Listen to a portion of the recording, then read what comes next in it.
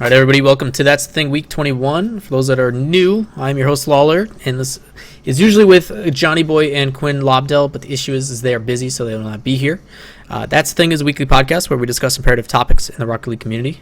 Each week, we're usually joined by a special guest. This week, we won't have one due to the short notice, but we dive into the latest news, juicy gossip, all while keeping a serious yet lighthearted atmosphere. To end, we normally focus on community content and a live Q&A because at the end of the day, that's the thing. You guys are the important parts. Make sure you guys give me all that feedback in chat, as well as on the YouTube comments and all the stuff after we export this. This week, we, as you see on the side, and for those that can't see, I said a couple days ago on Twitter, and I'll say it again and again, but I think that player managers are probably the most important thing in Rocket League right now. I think they're extremely valuable to teams as we do have a very young player base. And this episode is pretty much going to be talking about why that is and the reasoning behind it. I have to say shout out to Moses, ex-Orbit player, ex-Exodus player, who is currently enjoying the holidays. He helped kind of make sure this stuff wasn't so far-fetched. So shout out to Moses for that. But to kick things off, as you guys see on the corner, I basically put out a tweet as to saying that I think player managers are important. But a lot of people actually responded because they didn't know what a player manager was or what they did or what their role is. So we're going to kind of work our way down topics on the bottom left. First up is what is a player manager. So to me, a player manager is someone who is generally older, a little bit more mature, whose job is literally to just make the lives of teams and players easier. That can be accomplished in a lot of different ways, but a lot of it has to do with what we'll discuss in the next section.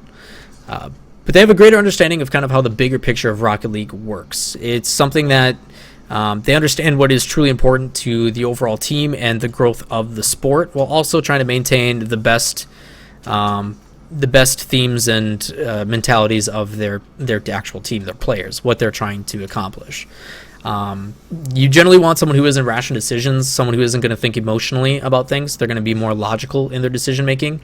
Obviously, they are trying to take the best interest of their team in hand, but sometimes those decisions that they make, they can't let friendships be the deciding factor. It needs to be someone that the players can trust, someone that they respect, someone that they'll actually listen to, and I think that's a big issue, which we'll talk about later as well. But right now, part of the issue as well is there is no monetary option for it. I don't feel there is enough people in the community that can fit this role. There is a few people that I do have in mind, but people that are well versed in the community, like think about like someone like Cloudfuel, who has been around for a very long time. He knows exactly how the scene works, kind of knows the big picture of it all, but also can advise upon people on things they should and should be doing. Issue is it's kind of a conflict of interest, but that's someone that kind of a personality that would make sense. The issue is with that kind of stuff in mind is there's not enough of those people that these players are actually going to trust or someone that they have that rapport with. So half of it has to do with the monetary side and people that they have a trust or respect or like that rapport that they build them. And then the other half is obviously monetary. Like normally organizations, as we get bigger and have bigger organizations come in, I think NRG is probably one of the only ones that would probably be able to do this, and maybe Flipside. Maybe Northern Gaming possibly, is the organizations would have to pay someone a salary to basically say, yo, take care of our players. So there's kind of feedback when it comes to that. So on to the first topic at hand, or what we're actually doing here.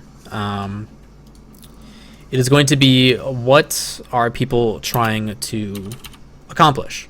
What do they want help with? What can the player manager actually do for the team? First one on the list is scheduling. The issue with NA especially, no offense to you guys, but you're terrible. Every single NA team is absolutely horrible at scheduling scrims on a regular basis. It was one of the most frustrating things when I did more casting of community events. It was trying to get players together to actually do commentary and actually practice things, because none of them can commit to anything. The nice thing that a player manager would be able to do, and I discussed this with Moses, was imagine having all three players say, yo, this is our availability, this is the days that we're all able to show up. This is what we're comfortable with. I then, as a player manager, would then go to the other team's player manager, whoever it may be, and say, yo, this is the days we're available. Do you guys also have days that are available on these times? Let's schedule something. They schedule something, they commit to something. Obviously, complications can happen, but we decide, say it's Thursday at 5, like now.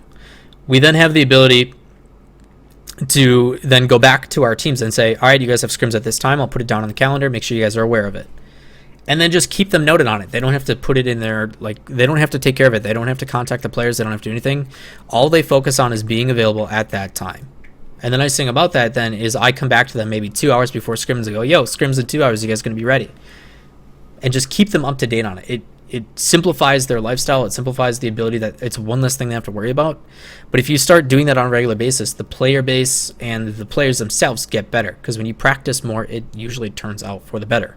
Take 3 was kind of weird where they never did scrims. They actually played worse when they did them. I don't know how that works, but that's something that as a player manager I would probably try to help with, or find a coach, someone that's going to actually teach them how to play and stuff, on how to improve. Okay. As for setting up scrims and stuff, it's probably something that you can... The reason why it's important to have someone that you trust and someone that they actually respect is because you have to find a way to hold these players accountable as well. And it's difficult to kind of like punish these players for not showing up to scrims and stuff, but a lot of it has to do with the ability of saying, yo, you guys didn't show up for scrims, and now this team never wants to scrim you again because you kind of screwed over the time. And if they don't care about getting better and there's no repercussion for it, which is usually why I would recommend an organization building that into like the salary or their monthly pay, there's no reason for them to be okay with it. They just kind of just say, okay, whatever, I'm done. I don't care. Like, I just don't get to screen this team anymore. Most of the guys, though, have the motivation. They're putting in roughly 60 to 70 hours a week to improve on their gameplay, so why not play against teams that are better than you? You know, any teams that want to scrim EU players, they love playing against EU guys because they get, to be honest, completely thrashed. But it's the only way you can improve. So, the other thing they can do with scheduling is help with a routine. It is shown, League of Legends adapted it very early on once they started recognizing how important it was, is having a routine and a healthy regimen. Eventually, as organizations get bigger, you're going to see lifestyle coaches kind of come into play. People that are like, okay, you need to work out. This is your workout regimen. You need to eat this, stay healthy. You need to go to bed at this time, and it improves. But you would be able, as a player manager, to basically state, all right, wake up at this time, work out, eat breakfast, okay, stream for so many hours, whether it be solo queue. Okay, we go off stream. You're going to now scrim this team for so many hours. Okay, it goes off. Go to bed by a certain time, but you're free to do whatever you want, whether we play another game, relax, hang out with a significant other, you know, something that you just in order to kind of keep on this pace with the right thing in mind. The only thing a player should have to focus on, to be completely honest, is playing the game. Whether they do that in a certain way or not is going to vary, and that is up to the team, and how the coach decides is beneficial. But this kind of stuff allows you to really put in the time and effort and focus on improving. Some of these guys also do like a certain skills training, like in that free downtime, rather than doing solo queue, they'll be like, all right, I'm going to practice this mechanic for an hour. I'm going to now practice this mechanic for an hour. And it allows them to improve at such a heightened rate. And that's why you see teams in Korea and stuff when they play League are lengths ahead of any other region, because they play for 17 hours a day. It's unbelievable that the drive that these guys have. So it's pretty crazy. Other things for scheduling they can do is handling like organization and stuff at LAN environments, which is easy. Having someone to schedule all the flights, the plan, the details, where to meet, what your terminals are, all the kind of stuff for those that are like new to flying. When we have a lot of younger guys, I mean, some of our players are as young as 15, so never flown before, don't know what it's like to do boarding passes and checking bags and stuff. It's pretty crazy when you're flying, 6, 7, 8 hours somewhere, even if it's to another country. So it's part of the reason why it's difficult to keep lowering the age, is because then you have to bring along a parent, make sure the parent has a place to stay and all this other kind of stuff. It's just a logistical nightmare. Which shout out to Chad from Take 3. Chad did a phenomenal job for Take 3. Even though he was there as a sub, I think Low 5 was the next man in line if somebody did go out for Take 3. But he did a player manager to a T. Not because he had to, but because he partially wanted to. He took photos, he created video content, which I'm excited to see. He helped promote the players, build fan bases. Like, he made sure that they were where they were supposed to be at all times. He made sure that they were up in the player session, in the player lounge when they were supposed to be. They made sure that they were there for practice. Like, as soon as it was their time to get the computers to actually train, it's like, yo, you guys got to get down there. He was on them for it. He made sure that emotionally they were good. Like, they were the happiest team that were there. They had the best time.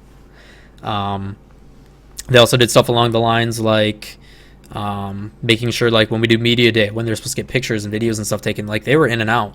The only thing that took long was Rizzo's interview, because it's an interview. But, like, they were there, in, out, makeup done, and they were gone. Like, it allows them to focus on what's actually important. I'm not saying that the B-roll and the stuff behind it is not important. So scheduling is a huge importance. I think being able to just take care of scrims alone would be significant.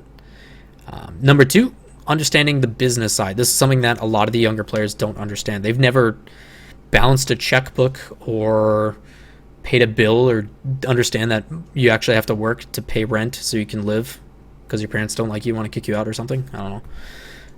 But a lot of these younger guys have never done that before. So having someone that is older and more mature, that has actually been an actual adult, does have its benefits. I remember talking to the Exodus guys at the first LAN, and there was things that Moses understood because he knew the big picture from being older, but yet Turtle had no clue, just because he never experienced it. He's a 16-year-old kid. He's not supposed to know that stuff. He's still a kid.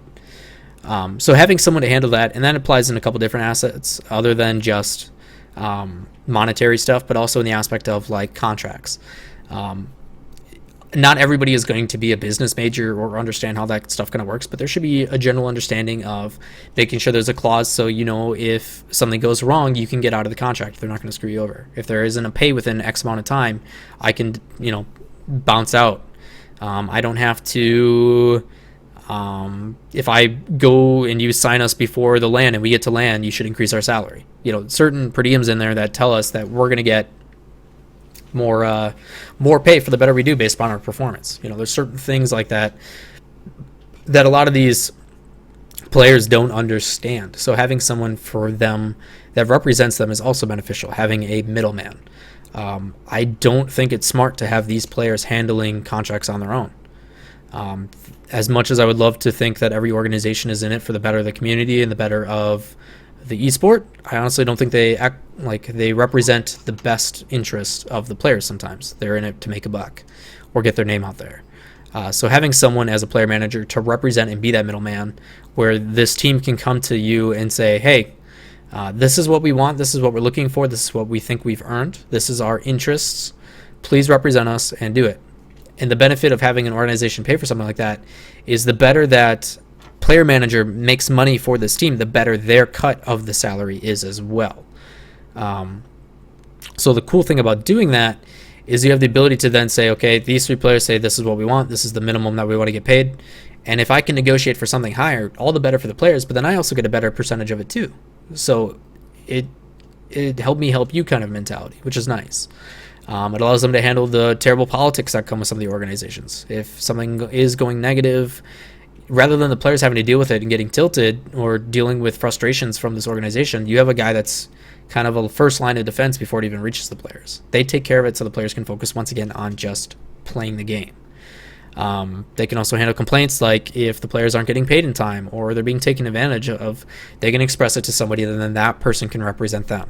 It's part of the reason why that respect and that rapport is so important, because they have to be able to trust that person in the first place. And that's not easy to do if an organization just brings on this guy who they don't know. It takes time for that to develop, which is why you see so many trial and error periods for certain organizations. So it'd be nice to be able to have someone to handle complaints, handle contracts, understand the big picture. Like when players are like, stuff isn't happening fast enough, why isn't Rocket League huge? Well, guys, it's only been 9 months. It takes time. League of Legends took 3 years to develop their scene first. So the fact that we're as far as we are, we've had 2 lands, one in a different country already. You should be pretty happy. You need to be pretty happy, and understand that it's going to take time. So stuff like that is important. Number 3 is team chemistry. Probably one of the most important things in this game is that it is a mental game, especially at LANs, and people don't realize that. Part of the reason why Take 3 got as far as they did at the LAN is because they were calm, they were having a good time, they weren't in their own heads. I hate to say it to Orbit, those are my boys, but they lost day 2 to Mocket because they tilted off the face of the earth. Turtle completely tilted, he took himself out of the game. Moses was not even hitting the ball the way he was supposed to. Like, those guys were so down on themselves.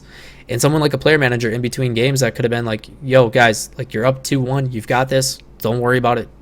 Like, someone like that that's not physically in the game makes a difference. Usually you want someone on the team to do that for you, but having an outside perspective and someone able to bring that in and help coach you through that is hugely important.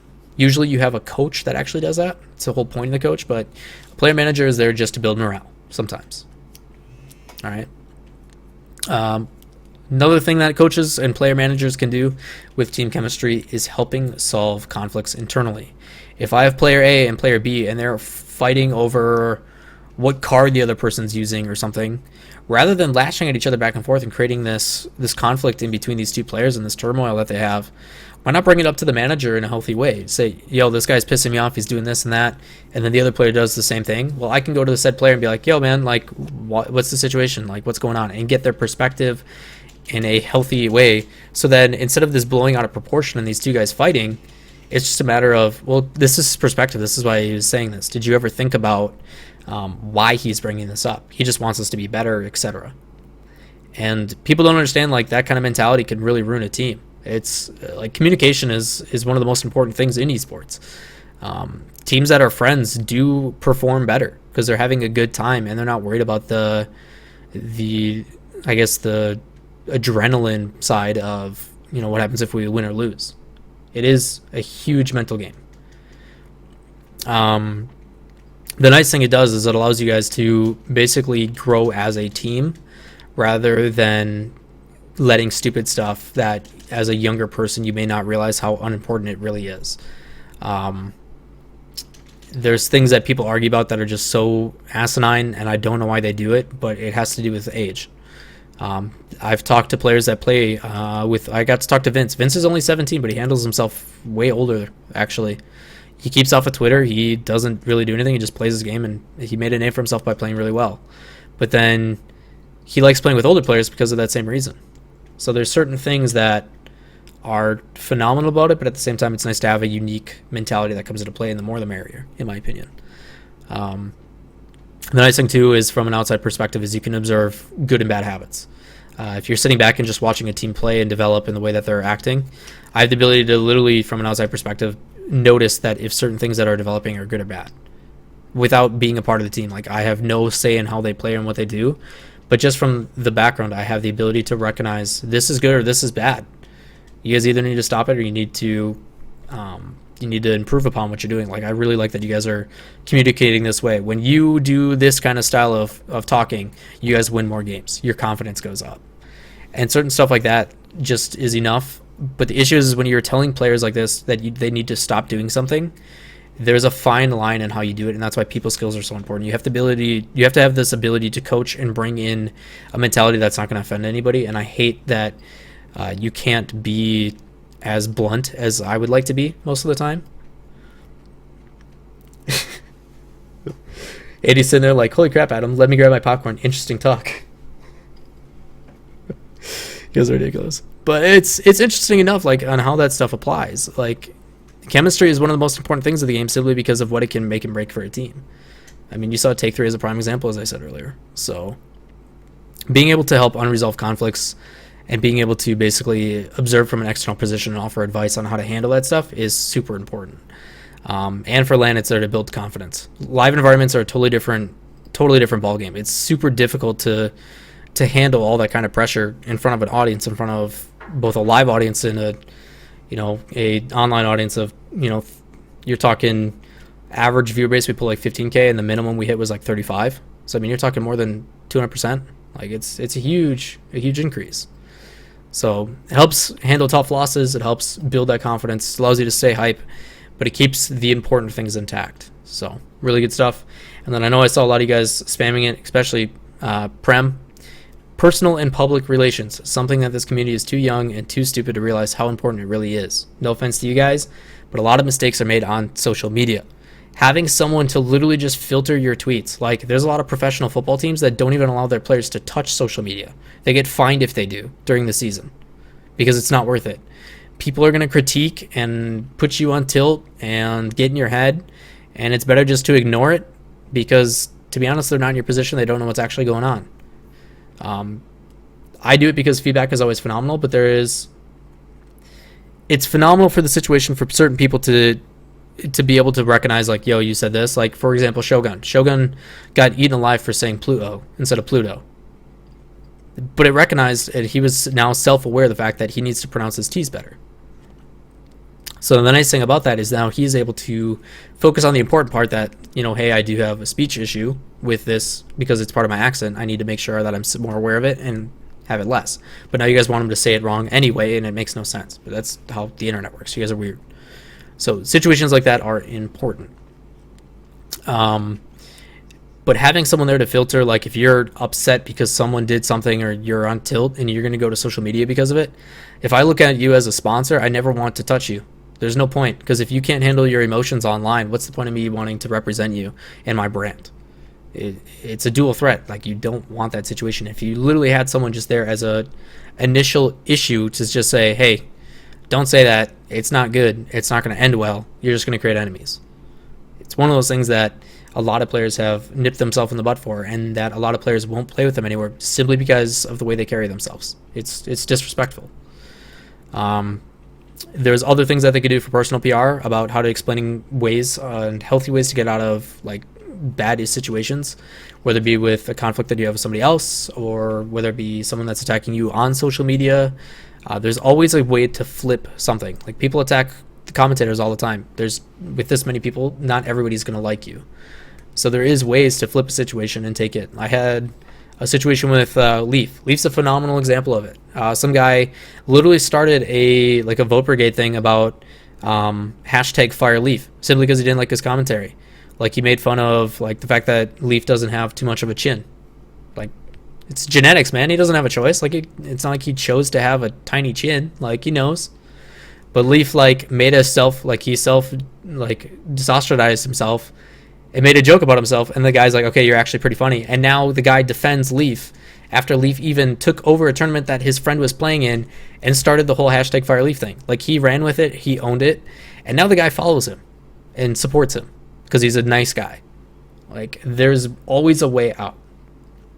It's crazy that some of these guys just let that stuff get in front of them. Like, I know it's not the easiest thing, but having someone there to literally be, like I said, that defense one, it makes a huge difference. It really allows these guys to focus on what's truly important. And a lot of that sucks because they're being scrutinized by this entire community. I mean, the subreddit just hit 250,000 people. To have that many people critiquing every little thing you do is not easy. It's a lot of stress. And having someone just to go to help out with that is a step in the right direction. It really is.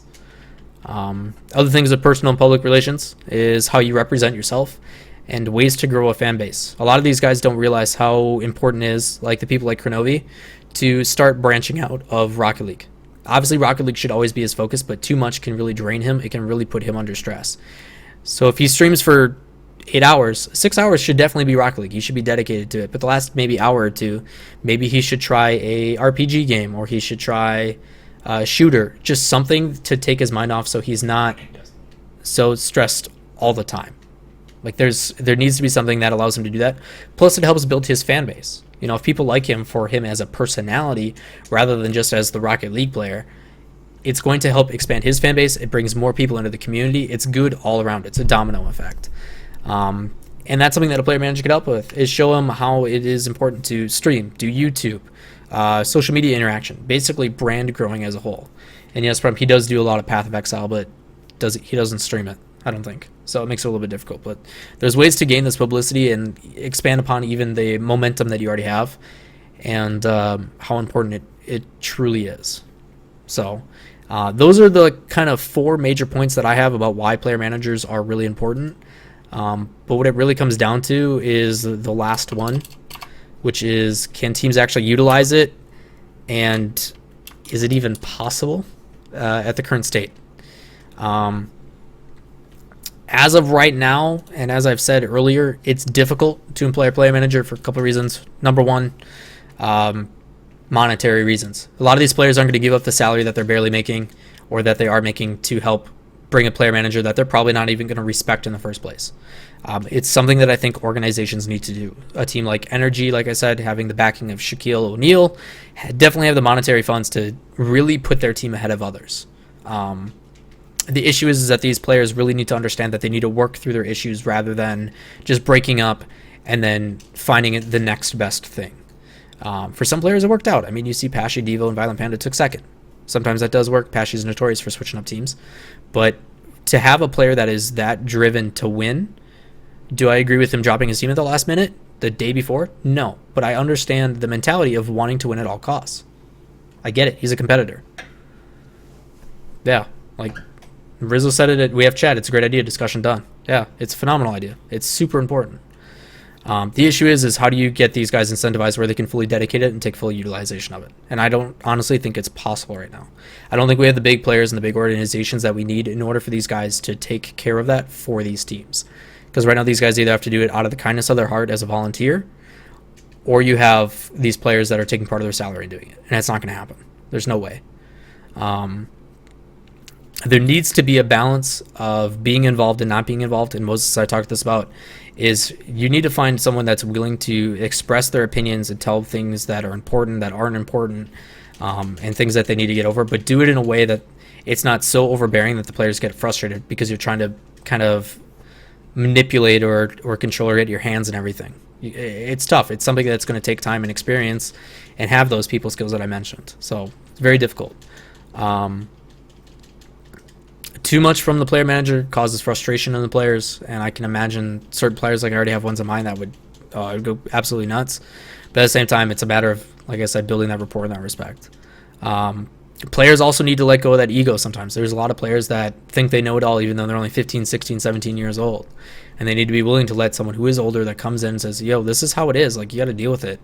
But I don't think players are ready to be in that position yet. I honestly don't. I don't think the maturity is there yet. Which is rough to say, but it's one of those things that we're still growing. It's only been 9 months. So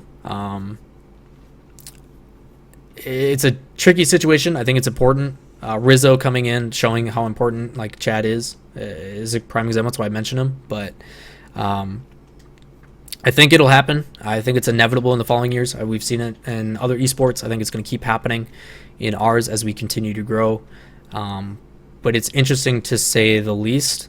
But I do think the sooner that it happens for teams that it's actually viable and the teams that are going to stick together, even if they do only change up one player or something, is super beneficial because the mental game is a major part. So that is going to do it for week 21. Pretty short and simple today, just because there's no discussion on it. It's just me ranting.